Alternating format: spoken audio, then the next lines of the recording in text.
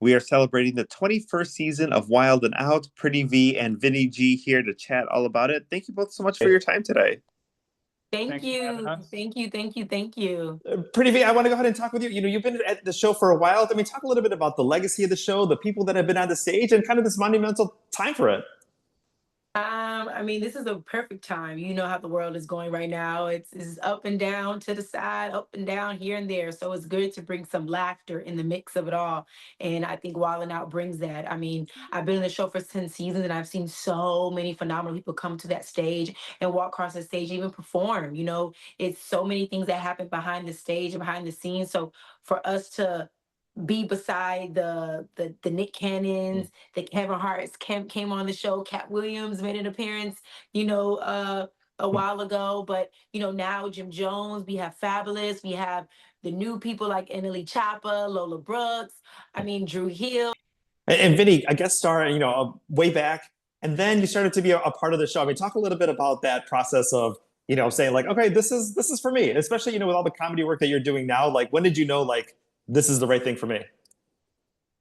Well, I've always been like a comedy nerd. A lot of people don't know that about me. I did like 6 years of improv school in New York, and I've always wanted to be on Wild 'N Out. And, again, naturally, just from being on Jersey Shore, I was a guest on the show. But, recently I asked, I'm like, what do I have to do to be a part of the show as a cast member? And I had a, audition. I went to the workshops because I take it seriously. And now it's really cool to be a cast member, not get any special treatment, just be part of the crew, part of Team New School. People come at me, I go at them. I have to think of jokes myself, like, because this is like all on the spot. So it's just been great. I'm thankful that I have this platform where I get to like showcase a comedic side to me.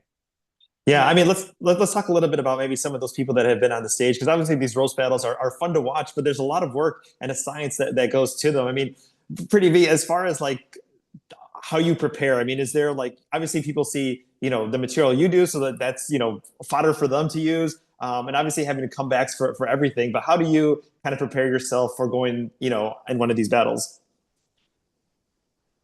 We pray. Okay, that's what we do. We pray. No, seriously. I mean, we just literally like this is a big family. So Hmm. again, when we know what game is coming up, we just in our minds we try to get our chops off. We're in our mind. We're like going through rehearsing in our mind. Like, what should I say? Like, Yeah. would that joke stick? Because again, everything's on the fly. So you like, okay, I hope I don't forget that. That just came to me. But again, for me, I Hmm. just go out there and just say what I want to say. If it even doesn't make sense, I'm like, they need somebody like me on this show, right? So I'm like, I'm just gonna just say whatever, right? So it's like, let's just do it. So that's how I prepare prayer and just going out there and being myself. And Vinny, obviously, for you and your stand-up work, you kind of poke fun at, your Jersey Shore, the past, and obviously present, and people know things, about you. So you kind of had these things all out of the way. So the comedians really have to work hard if they want to kind of use that as far as something in one of those battles as well. Oh, like I do like the 8 Mile approach. Like I already make fun of myself, but no, they don't they definitely still use it. They make fun of me for being on for being on another show. But the fun thing about Wild 'N Out is like I'm not really that big of a deal there. Like that's a whole different world and audience, and I'm just kind of like this guy that was on this weird reality show there. So I love it, and but I like that though because I like starting from the bottom and earning my respect. Like that Yeah. no one is giving it to me. And I want to talk a little bit about both of you coming to Chicago. Pretty V, let's start with you. October 3rd at the Vic.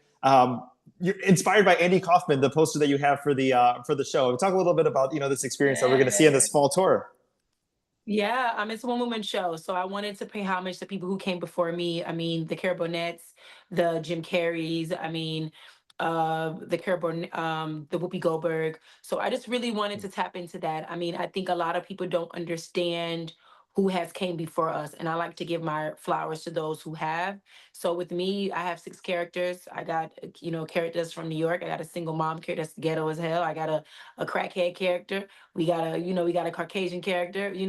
We got a Spanish character. We just got everybody that lives inside of me. So we're gonna put that on stage, and we're not just doing a one-woman show without a world. I'm actually building out sets for you guys as well. So we have 6 phenomenal sets on stage.